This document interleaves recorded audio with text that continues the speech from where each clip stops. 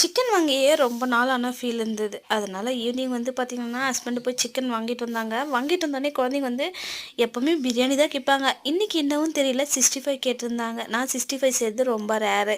எனக்கு வந்து ஃபர்ஸ்ட்டு ஒரு 2 டைம் ட்ரை பண்ணும்போது ரொம்ப டைட்டா அந்த ஒரு ஃபீல் இருந்தது. அதனால நான் செய்யறதே விட்டுட்டேன். கேட்டா ஆர்டர் பண்ணி மட்டும் சாப்பிட்டுப்போம். ஸோ இன்னைக்கு வந்து வீட்லயே ட்ரை பண்ணலாம் அப்படின்னு சொல்லிட்டு தான் ட்ரை பண்ணியிருந்தேன்.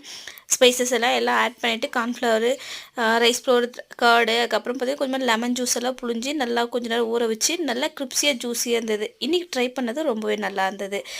நெக்ஸ்ட் டைம் கண்டிப்பாக வந்து இதே மாதிரி தான் ட்ரை பண்ணுவேன். அந்த அளவுக்கு ஒர்த்தாக இருந்தது. 1 கேஜியில் ஃப்ரை பண்ணதுனால எல்லாருமே வயிறப்ப சாப்பிட்டு மீந்ததை வந்து பார்த்திங்கன்னா போன்ஸ் எல்லாம் எடுத்துட்டு நான் வந்து சின்ன சின்னதாக பிரித்து மட்டும் வச்சுக்கிட்டேன் சிக்கன் பீஸு. அப்புறமா வந்து பார்த்திங்கன்னா வீட்டில் நைட்டுக்கு சிக்கன் வந்து ஃப்ரைட் ரைஸ் செஞ்சிடலாம் அப்படின்னு சொல்லிட்டு தான் செஞ்சுட்டு இருந்தேன். அதில் வந்து வெஜிடபிள்ஸ் எல்லாம் சேர்த்து நல்லா பண்ணியிருந்தேன். முட்டை மட்டும் சேர்க்கல. ஏன்னா முட்டை வீட்டில் இல்லை அப்படின்றதுனால வெஜிடபிள்ஸ் மட்டும் ஆட் பண்ணி செஞ்சுருந்தேன். சூப்பராக இருந்தது. ஸோ சாப்பாட்டு அரிசியில் செஞ்ச ஃபீலே இல்லை. அந்த அளவுக்கு ஒர்த்தாகவும் இருந்தது. கண்டிப்பாக இனிமேல் வந்து பார்த்திங்கன்னா குழந்தைங்க இதை தான் விரும்பி கேட்பாங்க. அந்தளவுக்கு டேஸ்ட்டாகவும் இருந்தது.